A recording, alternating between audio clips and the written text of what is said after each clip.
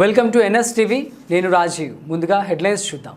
ఈరోజు ఉద్యోగ ఉపాధ్యాయ సామాజిక సేవా సంస్థ తాడిపత్రి వారి ఆధ్వర్యంలో కడప జిల్లా కొండాపురం మండలం దత్తాపురం గ్రామానికి చెందిన శ్రీ ముని రాజశేఖర్, శ్రీమతి సరోజమ్మ గార్ల కుమార్తె కుమారి దివ్యభారతి బోన్మారో వ్యాధితో బాధపడుతూ చికిత్స పొందుతున్న నేపథ్యంలో ఆమె కుటుంబానికి అండగా నిలుస్తూ సేవా సంస్థ తరఫున 32,000 రూపాయలు ఆర్థిక సహాయాన్ని అందజేయడం జరిగింది.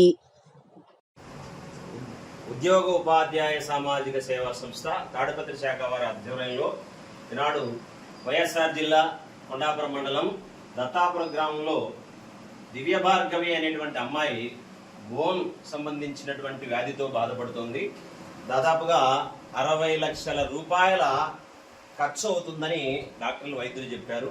ఈ విషయం మాకు వాణిశ్రీ అనేటువంటి టీచర్ ద్వారా మా దృష్టికి తీసుకురావడంతో ఈ సేవా సంస్థలో ఉన్నటువంటి సభ్యులు దాతలు స్పందించి మా సంస్థ ద్వారా 31,000 రూపాయలు ఉడతా సాయంగా అమ్మాయికి అందివ్వడం జరుగుతుంది.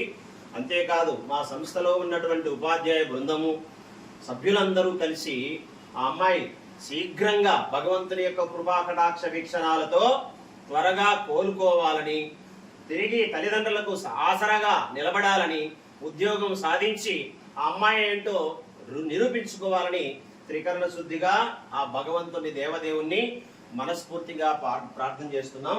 తప్పకుండా అమ్మాయి శీఘ్రమే స్వస్థత పొందుకుంటుంది.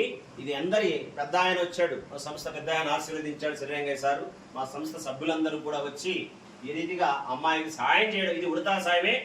ఈ విషయాన్ని యూట్యూబ్ ద్వారా వీక్షిస్తున్నటువంటి అందరూ కూడా స్పందించి అమ్మాయికి చేయూతను అందించాలి. మానవ సేవయే మాధవ సేవ, సొంత లాభం కొంతమానుకు పొరుగువాడికి తోడుపడబోయే అనేది చెప్పినటువంటి మహానుభావుడు గురజాడ.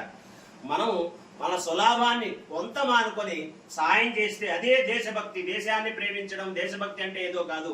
ఇటువంటి వాళ్లకు మానవతా దృక్పథంతో సహాయం అందించడం, చేయూతను అందించడమే నిజమైనటువంటి మానవ జీవితానికి సార్థకత. కాబట్టి ప్రతి ఒక్కరూ స్పందించి అమ్మాయికి చేయూతను అందివ్వాలని మనస్ఫూర్తిగా కోరుకుంటున్నాం. అమ్మాయికి మా సంస్థ ద్వారా శుభాశీస్సులు శుభాకాంక్షలు తెలియజేస్తూ ఆయుర ఆరోగ్యాన్ని ప్రసాదించాలని మనస్ఫూర్తిగా ప్రార్థిస్తూ సెలవు తీసుకుంటాం. ధన్యవాదాలు.